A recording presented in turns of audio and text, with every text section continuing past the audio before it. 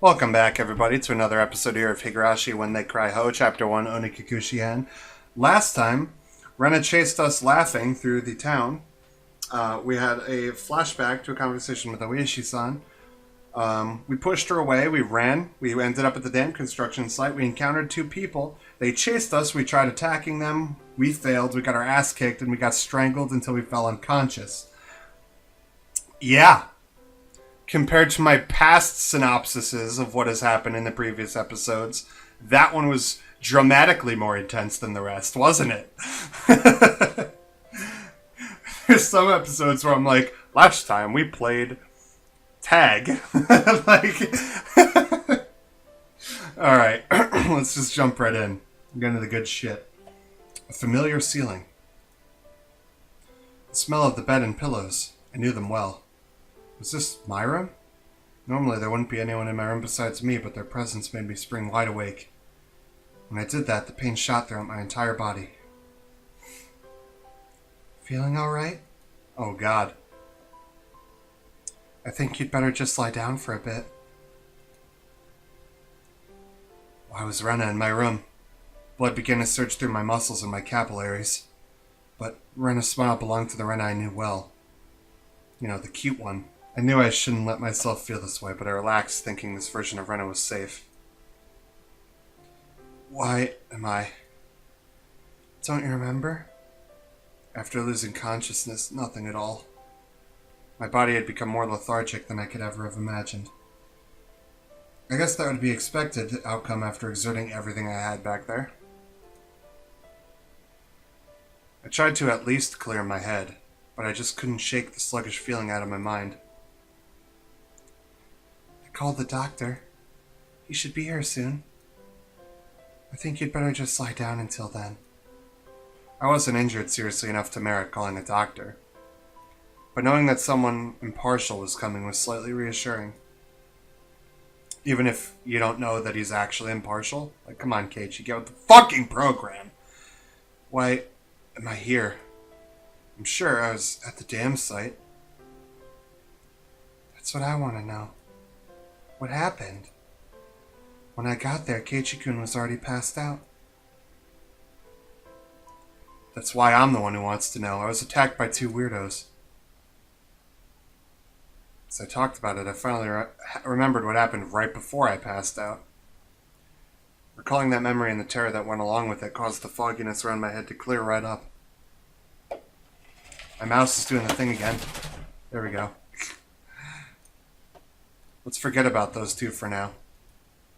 I didn't expect Rena to be nursing me. I thought Rena was trying to kill me. She would have had the perfect chance while I was unconscious. Not only did she not kill me, she had nursed me back to health. Amazing you could drag me all the way back here. Wasn't I heavy? Looking at Rena's delicate frame, it was hard to believe that she had not only gotten me back home, but even dragged me all the way up to the second floor. Did she have some help? Don't you remember, Keiichi-kun? Rena appeared a bit surprised, but it still kept her smile. I only propped you up on my shoulder. You said you could walk on your own and that you were fine. You don't remember? I didn't remember. My memory was fuzzy after the point where I lost consciousness.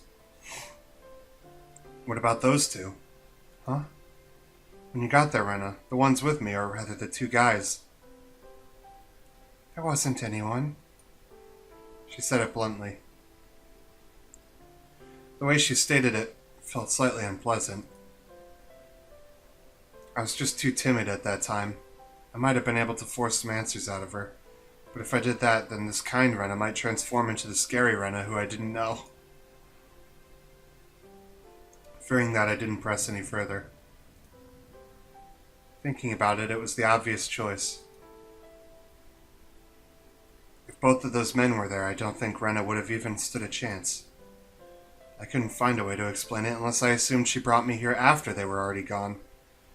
Rena was still smiling. Her eyes sparkled warmly, yet I felt like I was hallucinating when I saw something.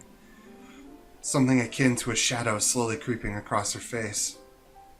That small omen sent shivers down my spine. While Rena was still Rena, I needed to make contact. I needed to contact Oishi-san. How are you going to do that? Rena stopped me when I tried to get out of bed. She said it would aggravate my wounds, so I should sleep. I'd like to go to the bathroom, though. Sorry. Rena couldn't say anything else.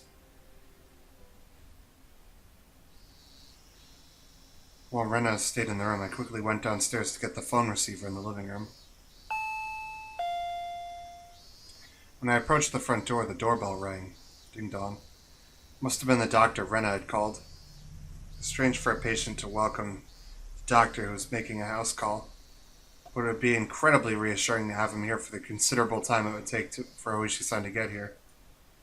I carelessly opened the door with that simple assumption and regretted it almost instantly. Mion? Oh, you look just fine. I heard you collapsed, so I came to check up on you. How did you know I collapsed? I heard from Rena over the phone. Do I need any other reason than that? I understood why she would call a doctor. But why Mion too? Rena was descending the stairs behind me. Rena, doesn't Ch.1 look pretty alright? Sheesh, you made me worry for nothing. That's true. Maybe I worried for nothing as well.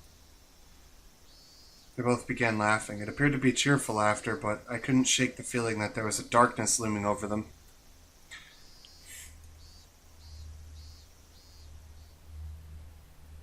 Whoa, what's up with this shoe rack?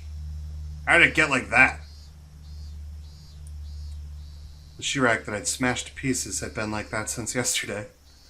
I fell, you see, and the bat I was holding at the time slammed into it. This is what happens when you swing around something you're not used to handling.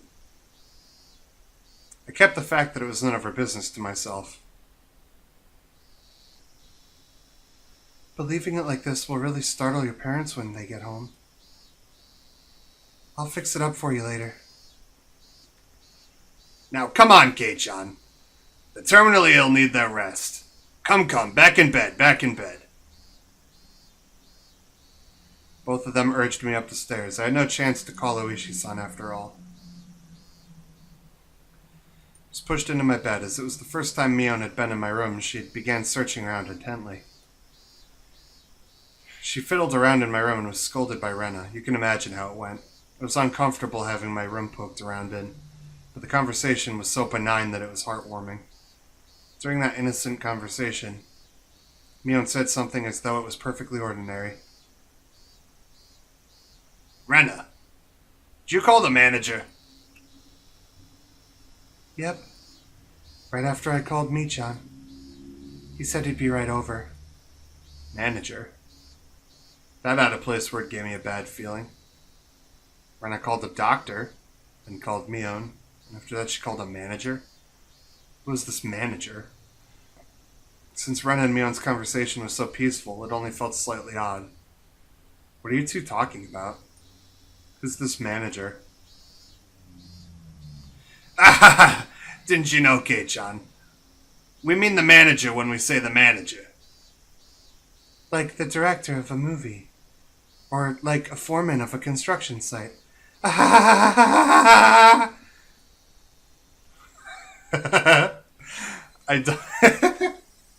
dug through all my memories for a manager who might have business with me. Only one thing came to mind. Rena had just said, construction site foreman. The very first victim of the first incident, the dismemberment at the damn construction site, the foreman. But that was strange.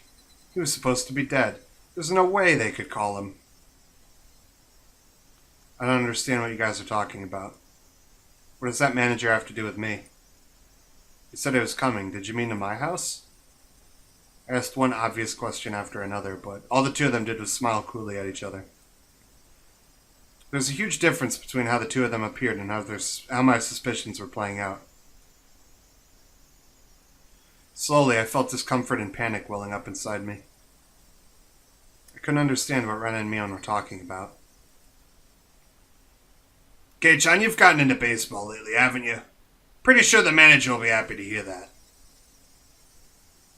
So who's this manager? The manager is the manager. So who is this manager?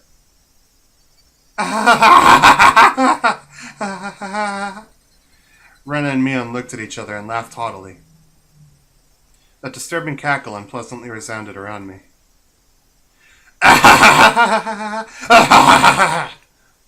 That laugh, long enough to be unsettling, ended abruptly.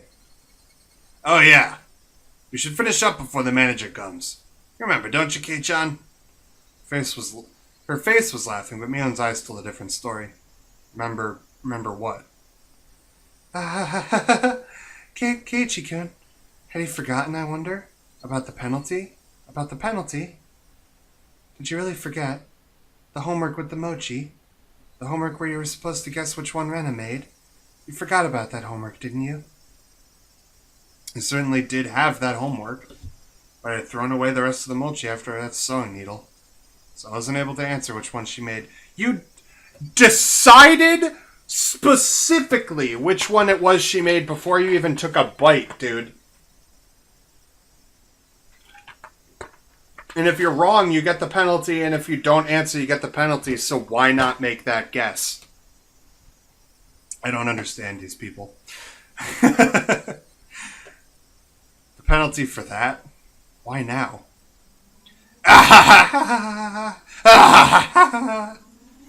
No doubt my question was written all over my face. Their answer to my question was that dry laughter. I could no longer make heads or tails of anything. I began to think that this entire day was somehow insane. Strange. Incomprehensible. Being chased by Rena. Attacked by strange men. The penalty they were talking about. Their laughter that just won't stop. What were these two laughing at? It didn't take that long for me to realize I'd been dragged into an abnormal situation. Who were these two? Who were these people? Who were these doppelgangers of Rena and Mion? Rena had gotten behind me at some point. Why was she pinning my arms behind my back? What are you doing? Don't move. This is your penalty. My body was already very sluggish, and Rena pinning my arms made it that much harder to move. I seriously tried to struggle, but she wouldn't even budge. The panic began to well up, and I realized that this was well beyond the realm of jokes and pleasantries. This freakishly monstrous strength would have been impossible for the Rena that I knew. Then, these thin, frail arms grasping me firmly, whose arms were they? Ch.1, no struggling. Club rule number... it doesn't matter much which one. You can't fight against the penalty. Mion, no, that thing that looked like Mion spoke to me like how Mion would speak to me. But I was certain that this wasn't Mion. Someone who wasn't Mion, someone who was just pretending to be Mion. Heh. Need to finish this up before the manager comes. Mion fished into her pockets and pulled out something bizarre. I could tell what it was just by looking, but for such a thing to be in her pocket, my mind wouldn't accept it. What is that? It was a small syringe. It was a small, clear syringe, the kind that a doctor might use if you went to them with a high fever. Rena held me even tighter, and I could hear that clattering laughter that no longer sounded like laughter blaring into my ear. That eerie laughter, it wasn't something that the Rena that I knew could ever produce from her own throat. This thing that was pretending to be her, was this their real laugh? Unable to defend myself, the syringe Mion was holding drew closer.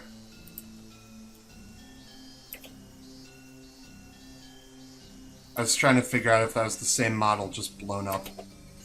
And that needle tip was waved in front of my face countless times. Don't worry. It won't hurt. Well, what are you planning on doing? What kind of sick joke is this? What are you saying, Kei-chan? You know exactly what's going on, don't you? About what? I don't understand any of this at all. I know you know. No use playing the fool this late in the game. Stop talking nonsense to try and confuse me.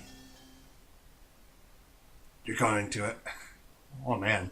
You're gonna have done to you what happened to Tomitake-san.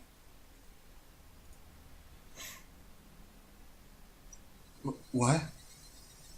Same as Tomitake-san. I didn't really understand what she meant. What did this have to do with the syringe? You're playing dumb, Keiichi-kun. You should have realized it by now. Rena whispered into my ear, laughing as if to admonish me. But even the way she spoke was repulsive beyond compare. Playing dumb? Me? About what? What do you mean, the same as Tomitake-san? Yeah, he's not playing dumb, he just is dumb. Everyone at first thought it was a hit and run. Then they realized he clawed out his own throat.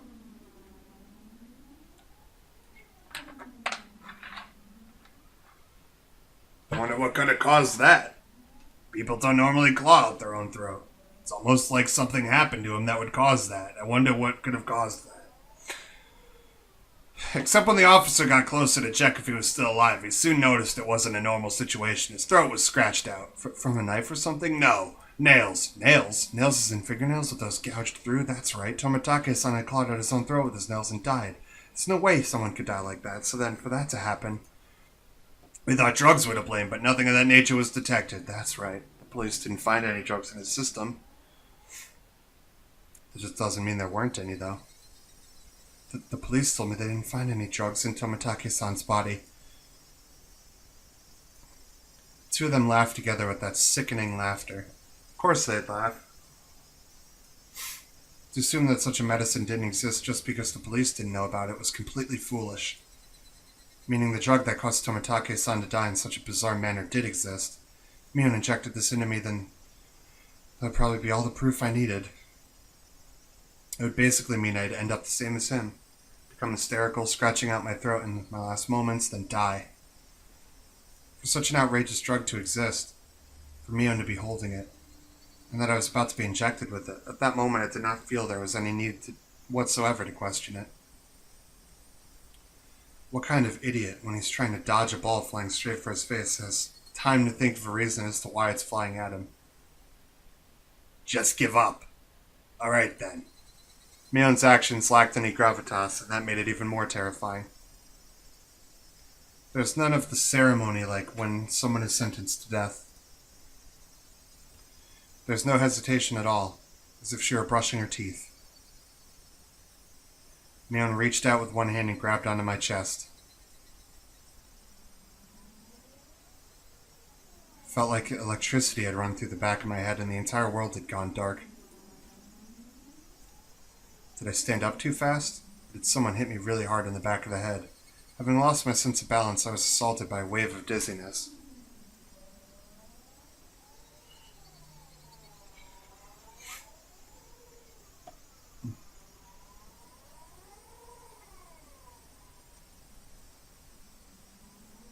Well, looks like we're fucked.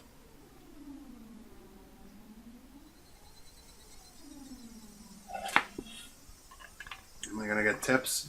Because I didn't get the tip achievement yet. Although it might be because when I installed the mod a couple episodes in, I didn't reread the original tips. I wonder if that's really a thing. That'd be sad. I squatted down for a bit. When I came back to my senses, my entire room had changed drastically. The numbness in my head was gone, and slowly I could tell blood was flowing to my extremities again. How long had I been squatting there? How many minutes? Or has it been hours? It was almost as if the hands on the clock had stopped moving the entire time my eyes were closed. That's how little time passed. Really? The air in the room wasn't filled with the madness from before, only a dull silence. Rena wasn't there pinning my arms, and Mion wasn't there about to inject me with a needle. No way. Could it be? All of it was just a hallucination? There's no other presence in the room besides my own. It was the weirdest experience I'd ever had. I was certainly with Rena and Mion. I doubted my sanity for a moment, but I was also seized with some sort of comfort. I guess that terrible ordeal was a hallucination. Neither Rena nor Mion. They would never do something so terrible. My head grew hot. I could tell my emotions were welling up. Why? That wasn't a reason to cry. Why?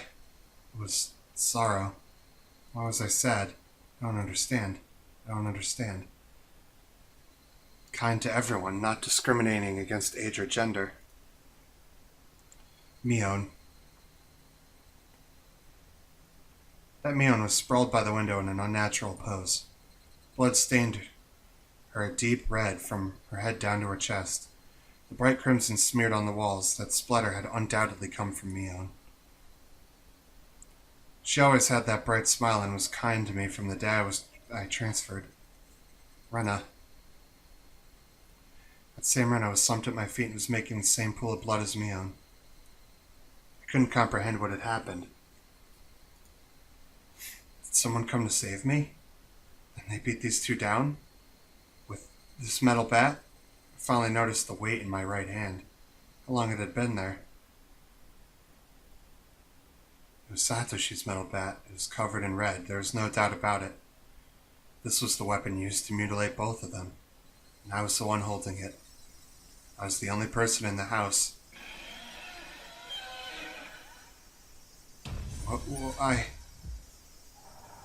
Looking at this objectively, I couldn't think of anyone other than myself who could have done it. I did this? That's right. Ch.1 Onikakushi, of course I did it. I told myself gently, as if coaxing myself. Hey, me. There's no reason for you to remember it, nor is there a need to regret it. Eat or be eaten. You get that, don't you? But the blood, there's so much. Neither Rena nor Mion had moved an inch. It wasn't just a split forehead and a trickle of blood, nothing that simple. The entire room was splattered with red. That told me it didn't end with just 2 or 3 strikes. Are they dead? Both of them? The depths of my mind were calm, but on the surface I was panicking and agitated. Calm down, Ch.1 Onikakushi. What happened to your usual calm self? Come on now. Do like you always do. Throw your head back and take a deep breath. Come on. Once. Twice. Breathe deeply. Calm down. Calm down. I chanted that over and over in my head and relaxed.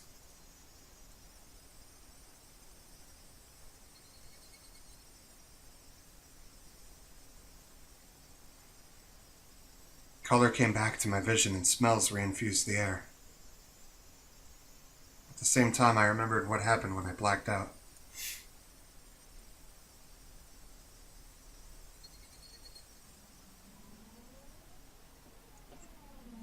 Ren and Mion had attacked me. They were about to inject me with whatever caused the same symptoms as Tomitake-san.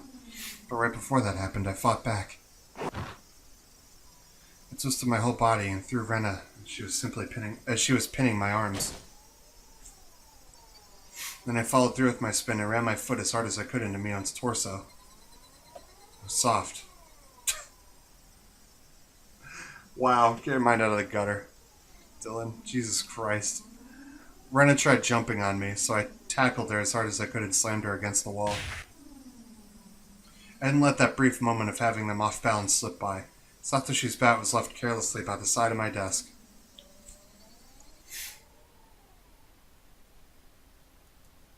Bleep. At that moment, everything went pitch black. There was nothing recorded past this point in the videotape of my mind. No, that wasn't right. It wasn't that there was nothing recorded. It was recorded just fine. Just the other me inside myself had told me not to look and turned off the TV.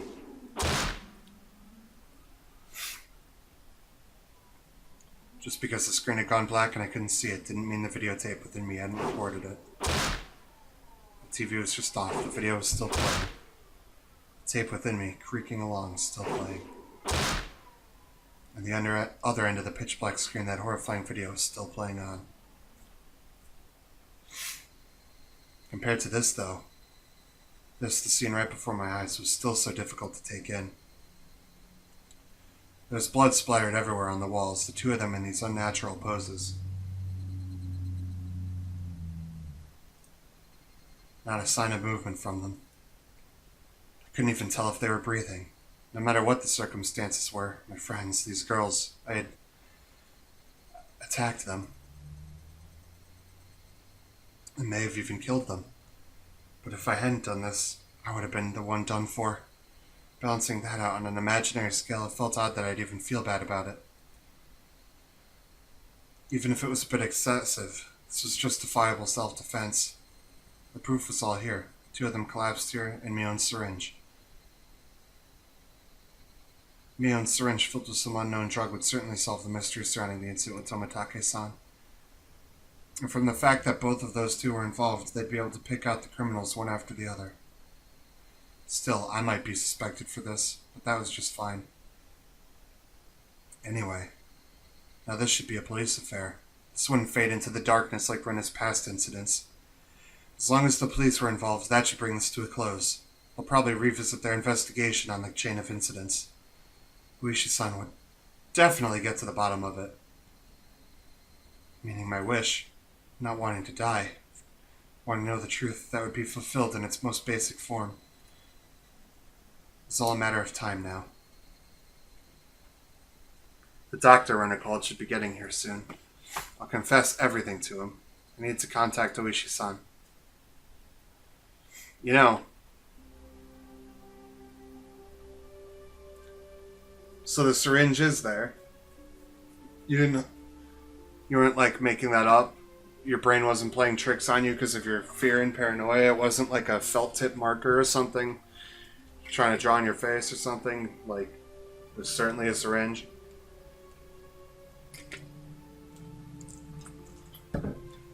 That moment I remembered. Besides the doctor, a manager had been called. Isn't Dr. Irie from the Irie Clinic referred to as the manager in this series? Because, oh, that's funny. Actually. It was easy to imagine that they were someone deeply involved with the incidents, judging from Ren and Mion's conversation. The ache in my chest, caused by the gruesome deed I'd done, dissipated rapidly. It was not over yet. This place was no longer safe. Stay calm, Keiichi Maibara. It's not over yet. I need to live long enough to tell the police of this incident. At that moment, I felt like I heard someone's voice from outside. Since people were speaking, it must mean there was more than one person.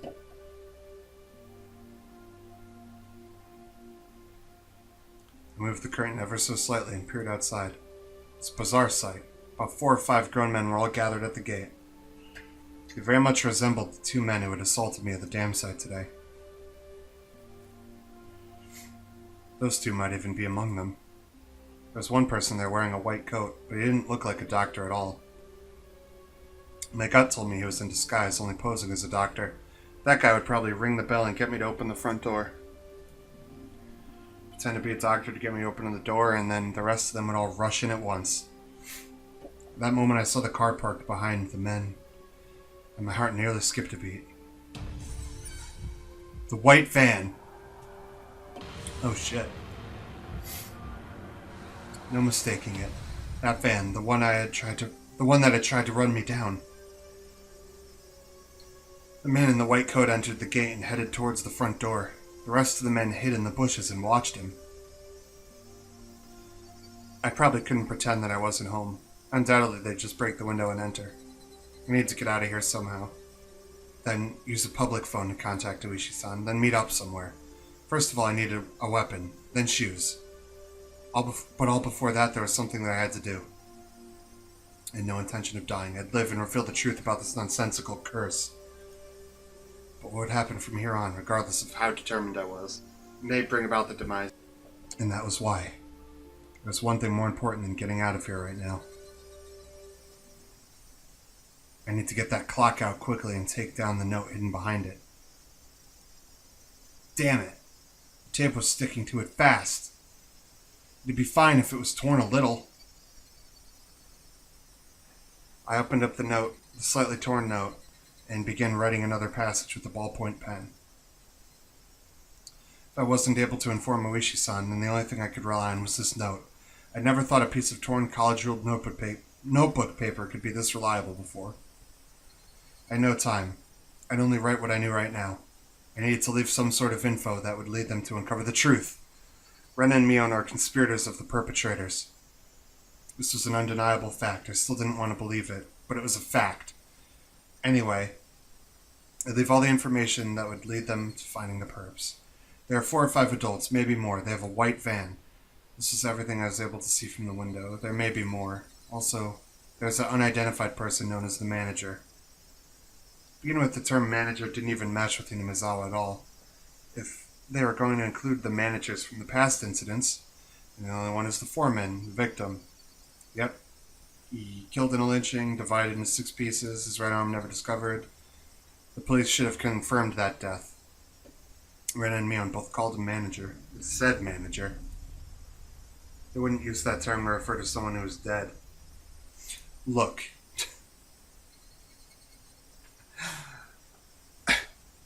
You've said all of this before, even not understanding the manager and who it was. You've said in this episode already.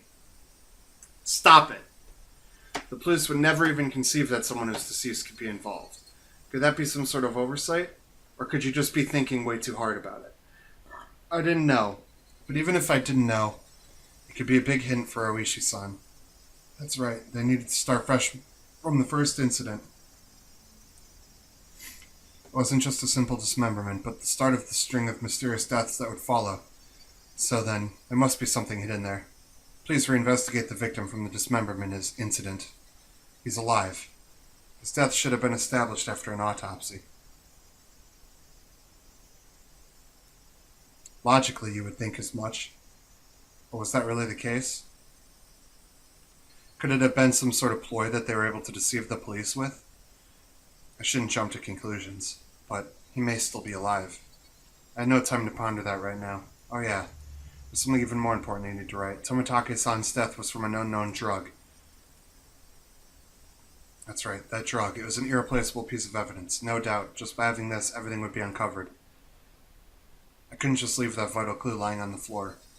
This syringe is proof. Writing that down, I stuck the syringe onto the back of the clock with plenty of tape. So it absolutely would not slip out and fall to the floor. Firmly. Firmly! The bell rang. They were here. I couldn't write anymore. But even still, there was one last thing I had to write. I have no idea why it has become like this. It's maybe the closest thing to the truth out of everything I wrote on this note. If you are reading this, then I'm probably already dead. Though you may or may not find my body. If I was going to write out everything that could happen, either dying from the curse or being demoned away, you who are reading this, please uncover the truth. That is my only desire. With this, my last will and testament was complete. I wasn't certain that I was going to die, but it was my final plea, just in case. I folded the note, stuck it onto the back of the clock, and returned the clock back to its usual spot. I couldn't help but pray, Oishi-san. If something happens to me, I'll leave the rest to you. After that, I gazed down silently at Rena and Mion. This is probably the last time we'd ever see each other. Rena, Mion, I really had thought all of us were friends. Why did it end up like this? I never had any fun at my previous school. I'm only worried about standardized test scores, about if the school I hoped to get into was really where I wanted to go, or a safety net. That was all I talked about. It was a dull life. People I called friends were also my rivals in studying, competitions, personal records, standardized test scores. Everyone here taught me how unhealthy that lifestyle was. This month really was fun. Making a fuss over lunch, over the club, over the festival. Something hot began dripping from my face. Uncontrollable tears. I should have had no obligation to shed tears for them. They wouldn't stop. even if they were after my life. Even if they were trying to kill me. Everything that happened this month, I wouldn't forget it.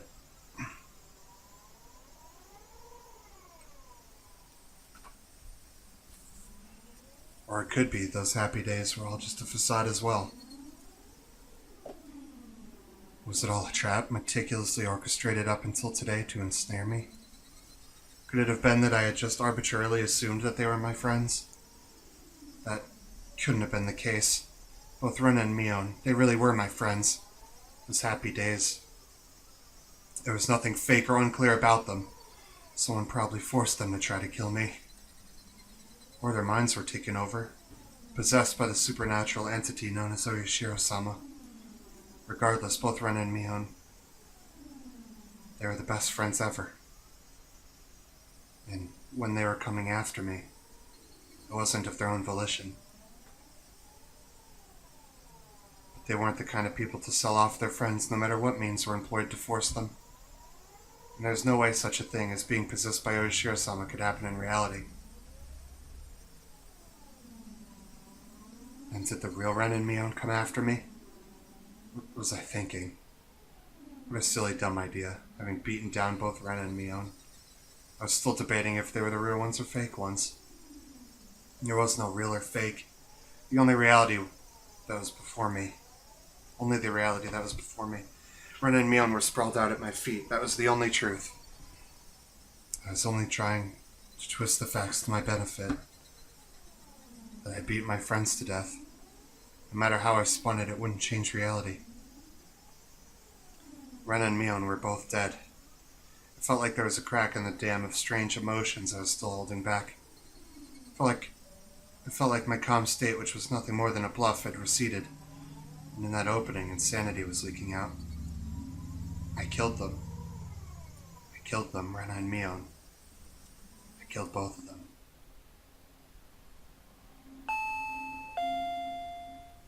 The doorbell rang again. The unrelenting echo pulled me back into a state of composure once more. I didn't have a moment to spare. Quickly, I needed to get away. I didn't want to die. I would uncover everything after that. The identity of whoever or whatever had pushed me this far. Even if I had to drink mud and eat grass, I would survive. I would survive. I would definitely survive.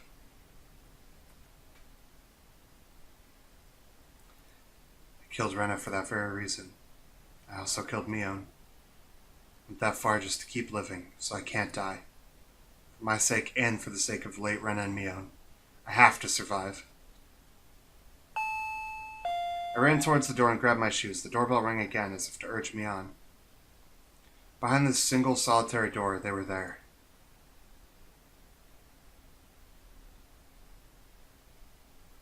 Keeping quiet, I headed towards the kitchen. Headed towards the back door. Before opening the back door, I put my ear to it and checked for people outside. No one. After I put on my shoes, I opened the door slowly so as not to make a sound.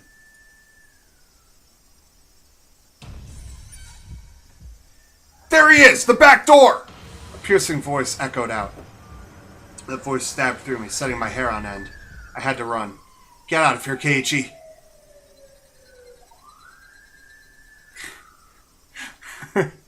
Someone's on the run here in Colchester, too. I don't know if you could hear those sirens blaring. One after the other, I felt stuff like rationale and intelligence, those things you use when you have time to spare, spill out of me. I didn't feel any pain from the branches scratching my arms and forehead. My autonomously pulsing heart also felt neither fatigue nor pain. My entire being just wished to live. There was nothing else it desired. I probably had no complaints whatsoever, so of course I wouldn't feel fatigue. I just ran. Just recklessly rushing in the direction I was already heading. Even if nobody was chasing after me, I'd still be running like this. There wasn't a thought in my mind about where I was headed. Turning around, I felt a presence right next to me. That presence was without a doubt chasing me like my shadow. If I took even one misstep, I would be devoured. That's what I thought. So I didn't turn around. I didn't stop. I ran at full speed.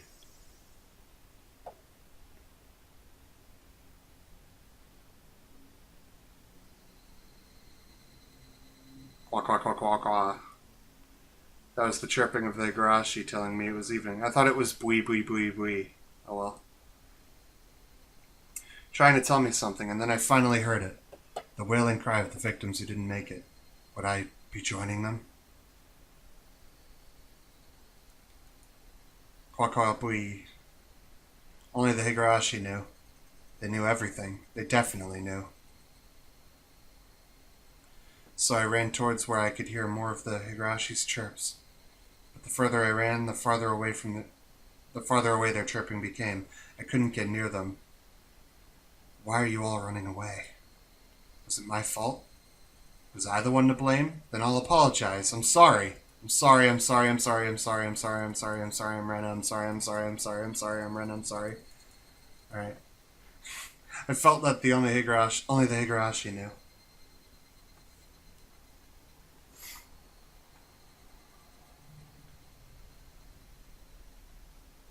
We're getting another cut? We're getting another cut?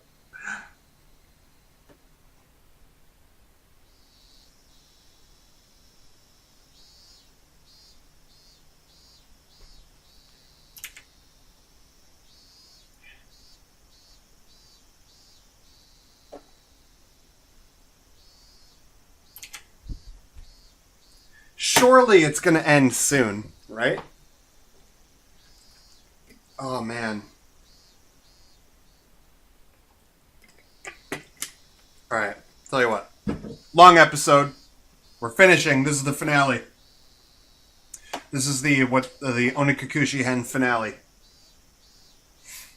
The smoking room was filled with a cloud of cigarette smoke. The expensive smoke filter gave off some crackling electric noise, but it didn't seem like it was doing anything at all. Why do smokers have to be shoved so far down this corridor where the sun didn't even reach? I recalled hearing that the tax revenue from tobacco is about 1/10 of the municipality's revenue. We were the most heavily taxed members of the municipality, so I really wished they'd show us a little more respect. Wait, is this Oishi? Kumagai? Hey, it's that Kumagai guy! Shit, I don't remember any of the voices I gave during those tips at all. Why would you discard the 5 manzu there? It's just decreasing your options. One of the younger detectives was having a staring contest with the mahjong magazine called Next Turn. You're still in tenpai if you cut the 5 manzu. If you're betting on Haite, then shouldn't you be going into it with Mangan? Guma-chan, look at the pond! They all discarded 5 manzu. It's a safe tile. You'd hate if, at the end of the game, someone was sitting at the tenpai in the last turn, wouldn't you? The kid let out another groan, put out a cigarette, then took another one. I just don't agree. Why would you reduce your own options? By the way, you can't call Ron with your winning tile in that Haite. What? Why is that? Just then I heard a voice coming from down the hall. Are you here, Oishi-san? You have a call from a civilian. Whoa, ain't that something? Well, see you soon. Well, why can't you call Ron on it? Well, hold on for a second, Oishi-san. I know jack all about mahjong. I played mahjong like twice in my whole life. The man sitting in the seat Oishi-san was heading towards waved the telephone receiver. Outside line, from a payphone. Oh, why, thank you. Sorry to keep you waiting. This is Oishi. Who is it? Oishi-san? Hello? If it isn't my Bara-san, why, good evening. From the tone From the tone of my Bara-kun's voice, I already knew he was in a predicament. This was the first time he'd phoned me. And he was calling from a payphone. Please calm down. Did something happen? His voice was erratic over the line. He'd completely lost his sense of composure. After checking that nobody else could hear, I prompted him in a hushed tone. What happened? Calm down, my Bara-san. I can have the local officers head to your location. I'll be there soon, too. I think that's impossible. His voice was quivering and hoarse. I'll show you a quivering horse. He wasn't surrounded by people, even as he was making this call, was he? My bar-san, you're calling from a payphone right now, right? Where's that payphone? There were no other sounds besides my Bar-kun's voice. It had to be a phone booth. I keep forgetting that he's the one talking. Shit, I'm so used to reading his Keiichi.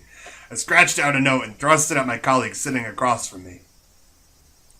Hinamizawa, phone booth. He understood quickly and hastily started on the internal lines. God damn it. Calm down, my bar-san. What is your current situation? It was best practice to avoid flustering someone panicking, but this was an urgent case.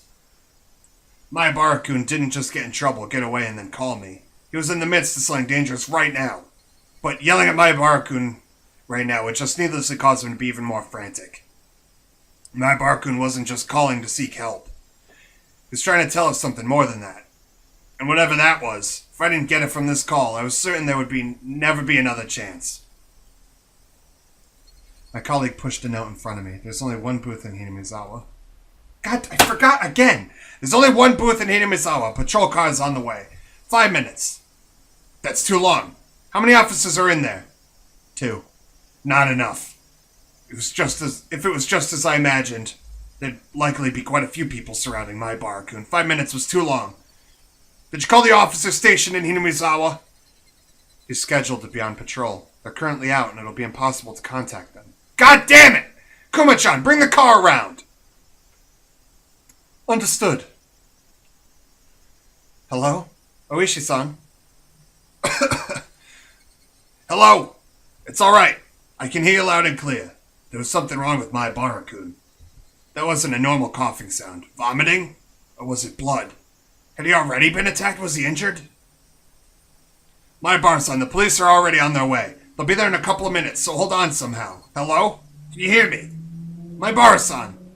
I could hear on the Fuck! I could hear on the other end of the line that he was having a coughing fit.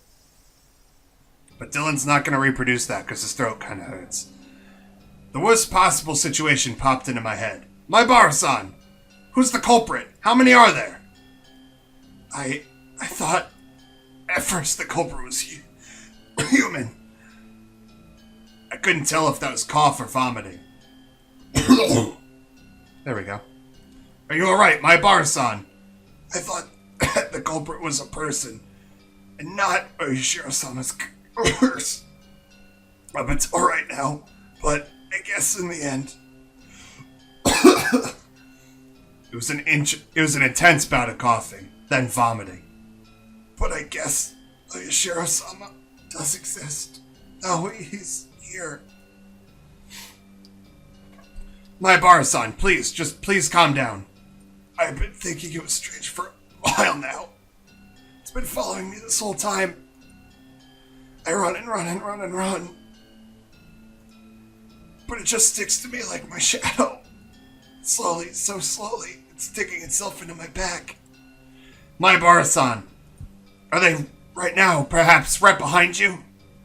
Behind me. Right behind me. Please, my bar-san, I can tell you're scared. Please, who is it that's been right behind you? I can't just look behind me. If I do, I'll... I understand that you're scared, but please tell me. You just need to turn around a bit. Who is it? Who is behind you, my bar-san? Right after I said that, I could hear him vomiting intensely. What followed was a nightmarish sound. My bar-san, it couldn't be that you're clawing out your own throat. There was no answer. But I could hear something like scratching. There was a bang as if something was being hit. My Barakun had probably dropped the receiver. I could hear groaning and vomiting over the other end. And repeating an abnormal noise. Hello? Hello? My bar-san, hello! I knew how far away my voice would sound on the other end, but I couldn't help but shout. At that moment, I heard whispering coming from the other end. I couldn't tell what he was saying. From the way he was saying it, was he talking to himself? Or was he talking to someone there? Hello? My bar-san, Rather than whispering, it was some kind of mantra he was chanting over and over. I focused my senses trying to pick up on what it is he was saying. What was he repeating? What exactly?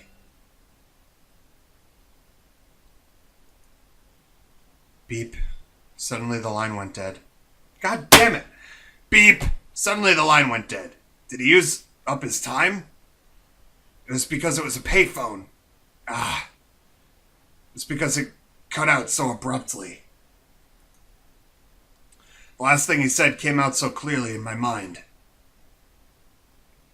Oishi-san, the car is good to go. Oishi-san? It was, I'm sorry. Oishi-san. That's what he was repeating over and over. He said, I'm sorry. I had a gut feeling. There was no longer a need to hurry. I could hear the chirp of the Higurashi spilling out from the open window. It's always a different noise. I should have been able to hear them this entire time. I just wasn't paying any attention.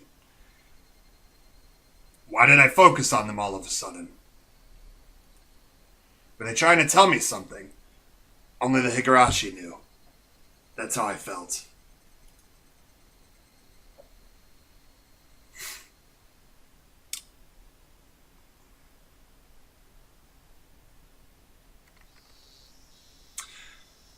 July 1983. In Hinamizawa, a remote village near Shishibone City, there was a murder involving 2 female students.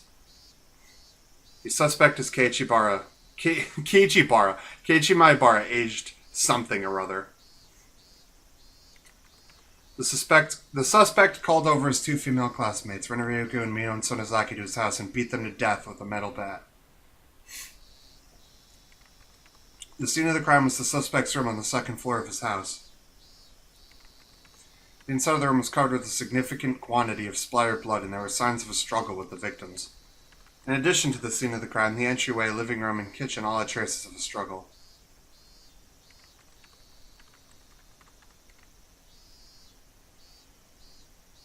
Oh, because of the broken shoe rack and the trash can all dumped over still.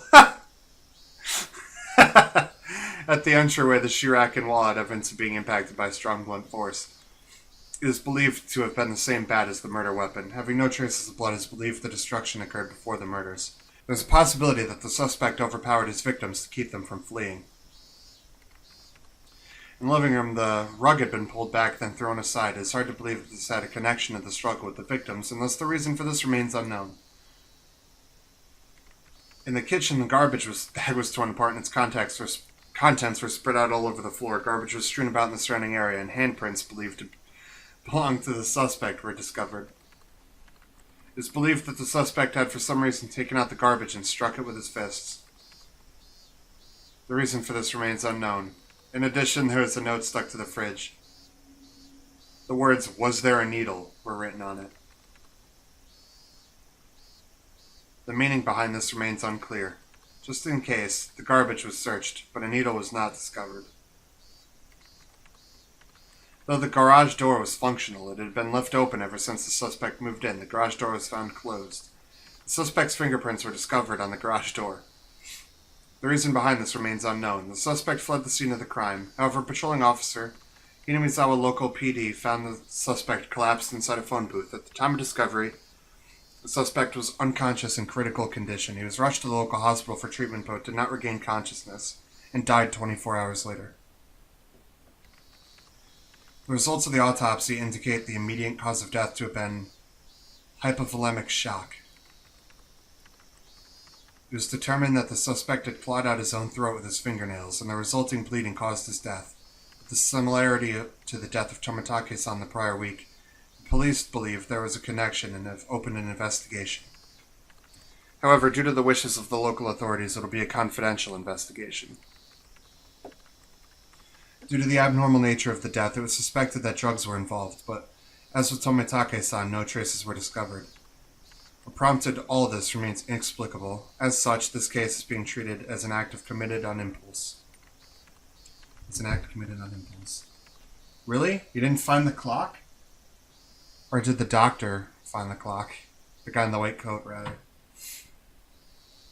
However, with several accounts of the suspect's bizarre behavior leading up to the incident, it's possible that this was premeditated. Separated from his group, isolation, inexplicable behavior. Several days before the incident, the suspect began carrying around a metal bat. The suspect was observed displaying aggressive behavior as well as talking to himself at school. His classmates have actually heard portions of what he was saying. 2 days before the incident, the suspect declared to his parents the possibility of his death.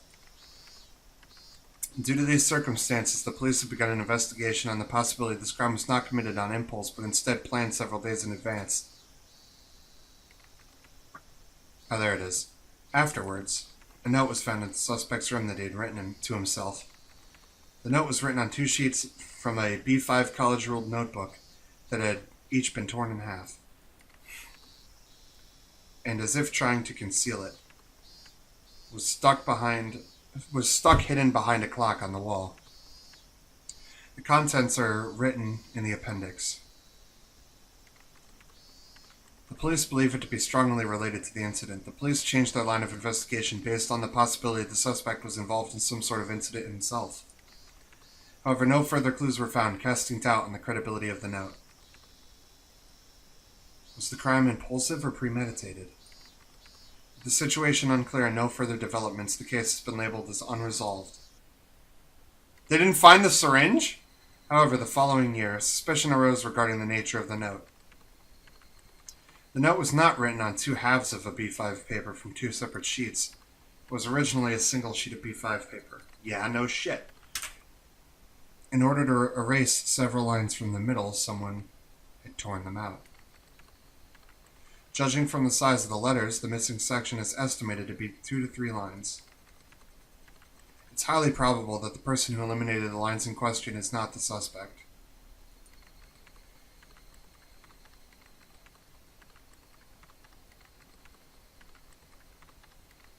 Yeah, right. I like how that sound loops forever if you do this. Obviously the suspect, are you kidding me? In addition, judging from the traces of large quantities of cell phone tape being stuck to the back of the clock.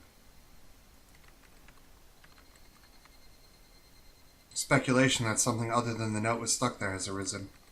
The person who first discovered the crime was a detective rumored to have a connection to the incident, Corrado Oishi.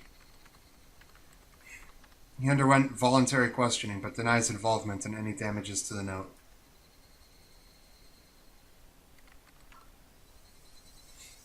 The suspect's note. I, Ch.1 Onikakushi, am in fear of my life.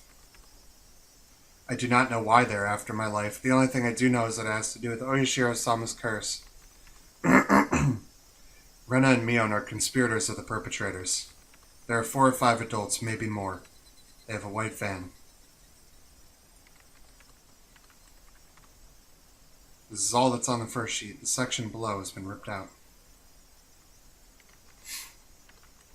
This is from the second sheet. The section above this has been ripped out. I have no idea why what has become like this. Oh, wow.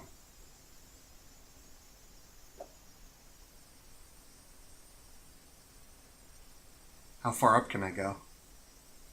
Damn. I can't... I'll double check in post to see what parts was specifically ripped out. I'm really curious. If you're reading this, then I'm probably already dead. Though you may or may not find my body. You who are reading this, please uncover the truth. That is my only desire. Keiichi Maebara.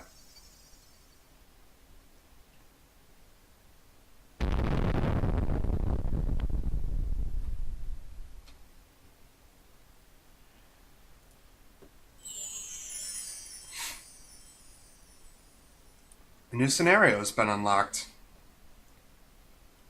All cast review session has become available. To play it, select extra on the title menu. Okay.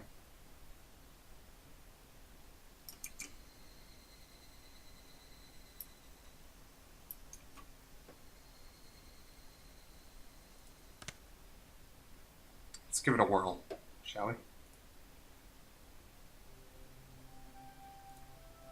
How did I not read all the tips? I'm pretty sure I read every single tip.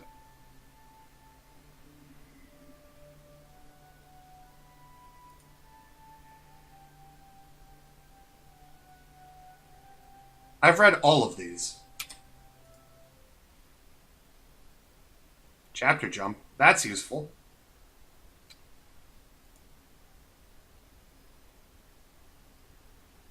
All cast review section.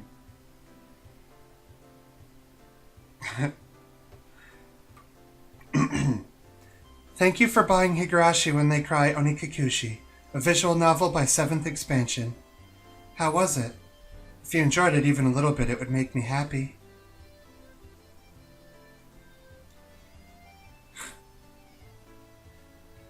Even a little bit is... Oh, wait. Even a little bit is stretching it. That incredibly dark ending made me angry, you know. Made us angry. Ahaha. This Onikakushi chapter is the first story that readers challenging the mystery of the entire series get to experience. So it's actually supposed to be somewhat of a prologue. How could the prologue have such an incredibly dark ending? Yeah, but doesn't that happen sometimes? The player digging through the story in order to avoid a bad ending is the point of these types of games, after all. It's still just the first chapter. I'm looking forward to the next one. What happens in the next chapter? Rena, do you know? Yeah, they said the next chapter will introduce another aspect of the story, That's a strange way of putting it. What does that mean? In this chapter, they introduced the string of mysterious deaths that were happening in Hinamizawa recently, right? The next chapter will introduce some of the history of Hinamizawa. With one strange event happening after another, I got totally lost. What exactly is Oyashiro-sama's curse about? Actually, what is Oyashiro-sama to begin with? They didn't really explain that. I haven't heard much about it, but I have kind of a bad feeling about it. It feels like it'll be another one of those scary stories where somebody gets cursed again.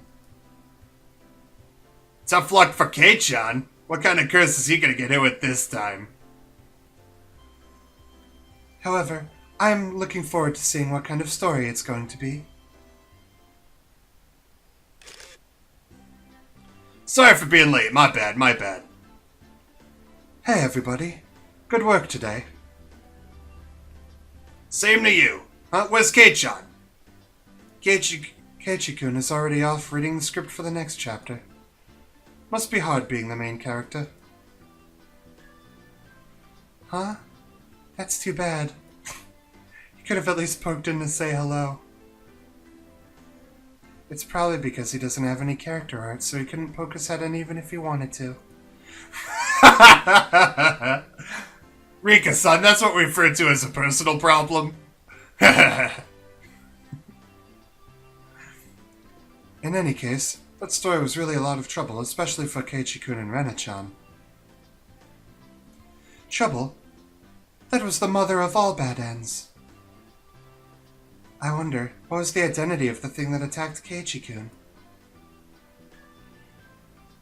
My theory is that it was the work of people made to look like a curse. But Keiichi made that mysterious phone call right at his demise. Yeah, I also thought that call was strange. At that point, Kei-chan should have been certain that the culprits were people. That really was a strange phone call. It almost sounded like he was being chased by a ghost or something. Just from that phone call, it really makes me think that it was the work of a curse after all. Since we're all here, why don't we share our theories? Let's start with Sonozaki-san.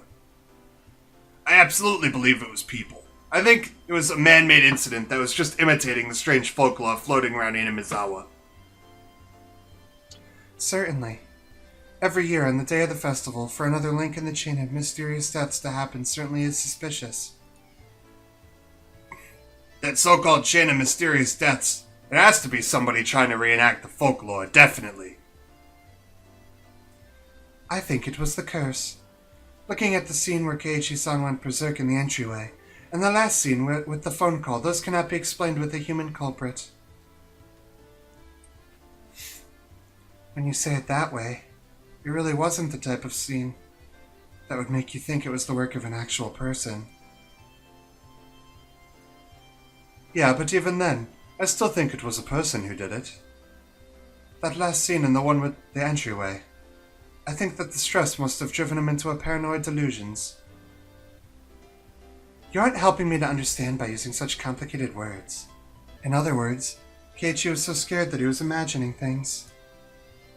Then, what was the meaning behind that scene? What exactly was that mysterious presence behind Keiichi? A red herring. R-E-D-H-E-R-R-I-N-G. Michan, what do you mean by a red herring? Red herring? Why is she not repeating herself in this little scene? I don't understand. Like old man Tomatake here said, that scene was the result of Kei-chan having a stress-induced delusion from being mentally cornered. The overlying graphic depiction was a ploy to make the player think it was a curse. That's why it was a red herring. When you say it like that, but... well, it just means that there's a possibility. In that case, the theory that Oishi-san proposed during the story that it was a conspiracy by the villagers was correct? What does the man himself have to say about that? Me? Makes you think, eh? Huh? I totally thought that Oishi-san would be behind the people explanation. During the story, I said it was definitely the work of people, but if a person really was to blame, that leaves a lot of loose ends. Like what? Let us hear what Detective Oishi-san's theory is. First of all, if a human is the culprit, then there has to be a motive. In other words, somebody has to gain something from it. So what you mean is, if this was the work of people, there would have to be something gained from causing the chain of mysterious deaths? Exactly. I felt that somebody could have benefited from the deaths of people related to the dam development, but the recent victims weren't related to that shit at all. First off, who benefits from killing Keiichi? I see. If you say it like that, my case is kind of weak too. I mean, none of your money was stolen. There's no way it was human culprits. But that's not everything there is to it, right? Like Michan said, there might have been some sort of reason for them to reenact the folklore. Exactly. This wasn't a murder while you consider the typical motives. It makes me think that this was most likely some sort of ritualistic murder to reenact the bloodstained history of the village. So I'll ask the question of the hour. Who gains from this reenactment? It's not about simple benefit, it's more of a psychological reason. I think that maybe this was an act of revenge. Something native to the region. Some connection not touched on this time around. I see. A member of some repressed family looking to air out an old grudge of their ancestors, something like that? I don't like that. Then what is it? It couldn't be that you're leaning towards the curse explanation, Oishi-san. That's right. The man playing the detective said so. It's decided it was a curse. If, as Maebara-san said during the story, it was the case that Oyashiro-sama possessed Ryugu-san and Tsunezaki-san and committed those acts, that would fit the evidence the most. As much as I hate to say it. Actually, I'm of the same opinion as Oishi-san. I can't come up with any other explanation for the normally kind Rena and Michan to suddenly start acting strange like that. About that, it may sound strange coming from the person herself, but I think that Mion did it. I don't get what Mi is saying. I'd like an explanation. Oh, sorry. In other words, I think this may end up being a really cruel story. Huh? Wait, Michan? You don't mean... Taking the human culprit theory to its logical conclusion, that's how it would seem. I also have my suspicions. In other words, Ryugu-san and Tsunezaki-san both actually had those personalities to begin with, and were merely deceiving Maebara-san. Am I right? I don't like that at all. She just starts crying. This is all the curse's fault. Rena-san and Mion-san and everybody else are kind, nice people. I think that too. I think that Rena and Mion-chan are really good people at heart. I think that during the story they must have been possessed by something. Something. So Rena also thinks it was a curse. Let me ask everybody who thinks it was a curse. There has to be some reason for a curse, right? It doesn't just make sense to curse people indiscriminately. Can somebody explain this? A curse is a curse. Human logic won't get us anywhere. Satoko-chan. A personified deity is, in the end, nothing more than the creation of people. That's why their method of thinking is also understandable to humans. Just take a look at the Greek pantheon. They cry, get angry, get jealous. Basically, they're just like humans. So what you're saying is that Oyashiro-sama is cursing people with some benefit in mind? That's an odd way of putting it, but basically, yes. That's why they say far from Jupiter, far from his thunder. Aha, you do have a point. Basically, it doesn't matter if it's Oyashiro-sama or humans. There has to be a reason. But Rika, what if that reason isn't clear? I don't know. That's right. This is still just the prologue, after all. There's still a lot of stuff that hasn't been revealed yet. Yeah, it's hard to come up with any more theories at this point. No! I won't be satisfied until this is all made clear. Mion-san seems rather particular about this. We'll just make the best with what we know. Doesn't this feel interesting? Like the club a little bit? Yeah. If you put it that way, it does seem interesting. Interesting. It would be more interesting with Keiichi here.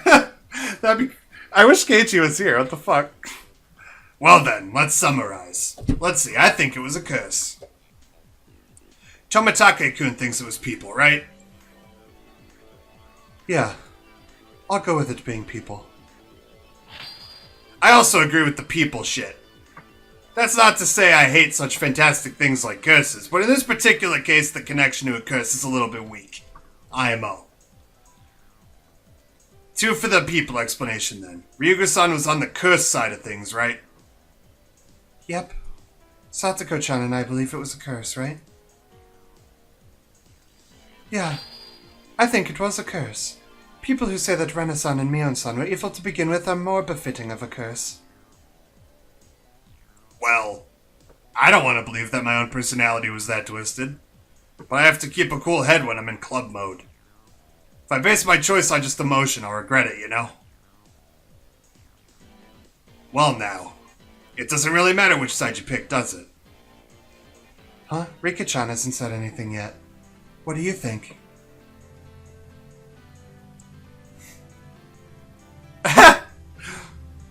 Oh my god, I just had like flashbacks from the anime right as I read that. I don't think Oyashiro-sama is a bad god. Huh? That's an interesting opinion. I don't want to worship some bad god that just curses people. I'd like a generous god more than one that curses. That's right, Rika-chan is a shrine maiden. Yep, good opinion. Then what? If Rika-chan doesn't believe that it was Oyashiro-sama, then do you think the perpetrators were human after all? We'll just go with that. Well now, that means the votes are split right down the middle. So half of us think it was a curse and half of us think it wasn't. Rena-chan, just for reference, what did the test players who played the beta version think?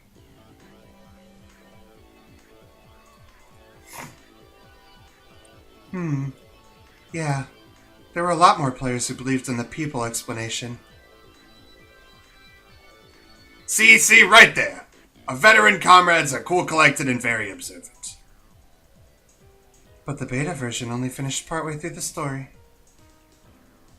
That's right. Even the people who played the beta might change their minds if they got through to the very end. What should we do then? This means that the options are still split. It's no fun if we don't settle this. We need there to be an odd number of judges, in other words. We need one more opinion. Ah, perfect timing then. Why don't we ask Keiichi-kun himself? Let's call him. The opinion of the victim himself is very valuable. Since that's decided, it's time for the phone.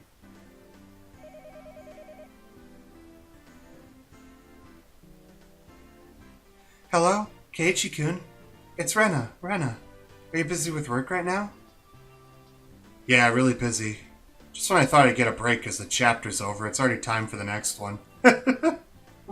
Big mood! How's Kei-chan? Busy? Yeah. He's moping.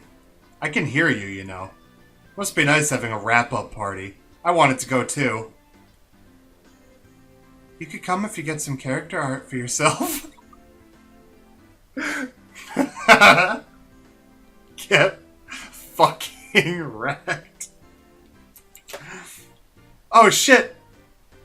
No! Damn it. I hit Shift Control C. I was gonna use Gyazo to, like, take a clip of that screenshot. I forgot Control was the, like, fast forward button. Rika, that's a secret. Sorry about that, Keiichi-kun. Anyways, during the current chapter, Keiichi-kun, didn't you die? We were just talking about who the culprit might be. Basically, we're deadlocked on whether it was people or the curse. I'm really sorry. Even though you're busy reviewing the script, Keiichi-kun, which do you think it was? That's obvious, isn't it? Which?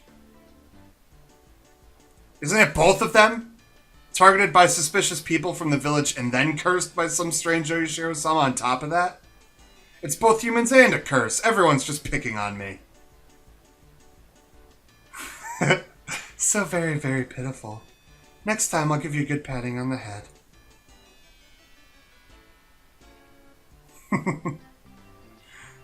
In the end, the opinion's still split, huh? I'll think this over again. We might have missed something. Well then, please look forward to the next release, Higurashi when they cry, Watanagashi.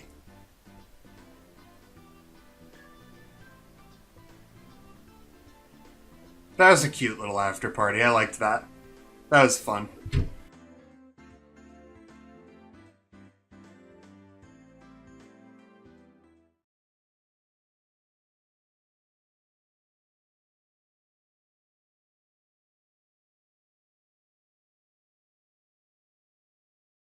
I've read all the tips. Hold on. There we go. I got it. I don't know what I got at that time.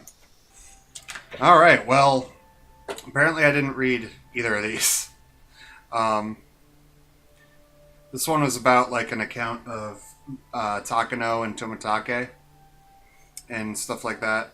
And this one was about, they were talking about Tomitake's the incident, like how he should have been able to fight back, and they were speculating and blah blah blah. That's about it. We didn't really miss much. But now I have all the achievements.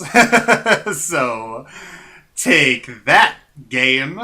I really liked this game. As I've been saying, I will be moving on now. I'm not gonna switch games. Obviously, I'm gonna move on to Chapter 2. I'm not gonna wait or anything. The slot that this game takes up is just gonna be moved to Watanagashi Hen. We're moving right in. So yeah, that's cool. We're just gonna start right up with it. It's gonna be great. So I'll see you tomorrow with that. Leave a comment. Let me know if you're watching this and you didn't know what was going to happen, if it went how you thought it would. If you don't know what happens, leave me a comment in response to the after party thing where everyone was talking about theories and theory crafting and stuff. I want to know what you guys think after just seeing this. That's very interesting to me. Obviously, I have seen the anime, so I do know, even if I don't remember details, I do know the outcome already, right? But I would love to see what you guys think, and I'm not going to spoil it, so feel free if you're one of those people. And I'll see you next time. So this has been a really long episode now. 3 times normal length because finale. So yeah, I'll see you guys later. And I love all of you. Mwah. Peace out, my dudes.